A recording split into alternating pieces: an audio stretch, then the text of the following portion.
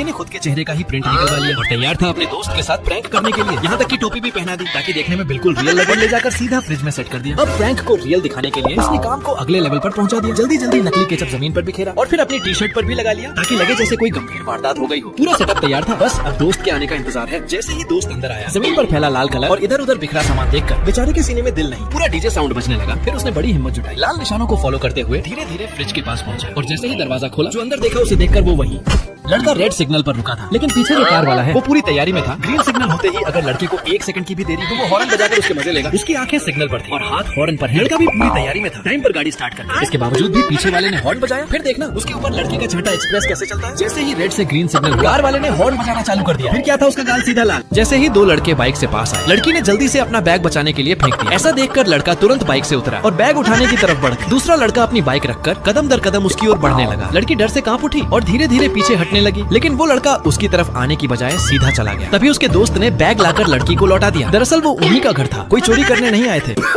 Tommy भैया, मैं school से पढ़कर आ गई, अब चलो घर चलते हैं। ठीक है चिंकी, तुम मेरी धन्नों में जल्दी से बैठो। टॉमी भैया, आज मौसम कितना मस्त है, मुझे आपकी गाड़ी में बहुत मजा आता है। लेकिन टॉमी भैया, आप गाड़ी धीरे चलाओ, नहीं तो इसका ब्रेक काम भी नहीं करेगा। चिंकी, तुम टेंशन मत लो, मैं हैवी ड्राइवर हूँ, लेकिन मैं सबकी हेल्प करता हूँ, मगर मेरी वीडियो को कोई भी लाइक नहीं करता। थैंक यू टॉमी, आज तुम्हारी वीडियो को सब लाइक सब्सक्राइब करेंगे। ये छोटी बच्ची सुबह शाम लॉलीपॉप ही खाती है। परेशान होकर उसकी दीदी उसके सामने पूरी लॉलीपॉप की प्लेट ही रख देती। इतनी लॉलीपॉप देखकर लड़की बहुत खुश हो जाती है। अगले दिन जब वो खाना उठाती है, पापा उसे खाने की जगह लॉलीपॉप ही दे देते हैं। लॉलीपॉप खा खाकर वो परेशान हो चुकी है। पापा और दीदी अभी भी उसके पास लॉलीपॉप लेकर पहुंच जाते हैं। जब छोटी बच्ची सो गई तो दीदी आकर उसके दांतों को मारकर सब ब्लैक कर देती है। अरे बहन जल्दी उठ, एक दर्पण में तेरे दांतों को क्या हो गया। छोटी बच्ची अपने दांतों को देखकर रोने लगती है। अब मैं कभी चॉकलेट नहीं खाऊंगी। बड़ी बहन ने कुर्सी खींची ताकि छोटी गिर न जाए। पार्क में उसने देखा एक गेंद छोटी की तरफ आ रही है। वो बिना कुछ सोचे उसके आगे कवच बनकर बैठ गई। माँ जो दूध पीने के लिए दी थी वो गलती से छोटी बहन के हाथों से गिर जाता है, लेकिन माँ की नजर बिखरे हुए दूध पर पड़ जाती है और वो गुस्से में छोटी को डांटती है, यहाँ तक कि उसे बाहर खड़े होने की सजा देती है। अपनी छोटी बहन को इस तरह खड़ा देखकर बड़ी बहन से रहा नहीं गया। उसने भी जानबूझकर अपना गिलास फैला दिया और चुपचाप जाकर छोटी के पास खड़ी। इस गेम में जो सही निशाना लगाएगा वही जीतेगा। बड़ी बहन का निशाना तो एकदम परफेक्ट लगा। तभी भाई ने सिचुएशन संभाली, धीरे से बड़ी का बॉक्स नीचे गिरा और छोटी का सीधा टारगेट पर सेट कर दिया। अगले राउंड में छोटी की हालत पतली थी, वाटरमेलन आधा भी नहीं हुआ। तभी बड़ी ने दूसरा वाटरमेलन उठा लिया ताकि छोटी बड़ी आसानी से जीत जाए। अपनी जीत को देखकर उसकी खुशी का कोई ठिकाना ही नहीं था। अगला रिंग वाला राउंड आया, उसकी रिंग टारगेट पर सही लगी, पर छोटी की तो उल्टी दिशा में चली गई। बिना देर किए उसने अपनी रिंग हटाई और छोटी की रिंग टारगेट पर रख दी। हर बार वो अपनी बहन की खुशी की वजह बनती है।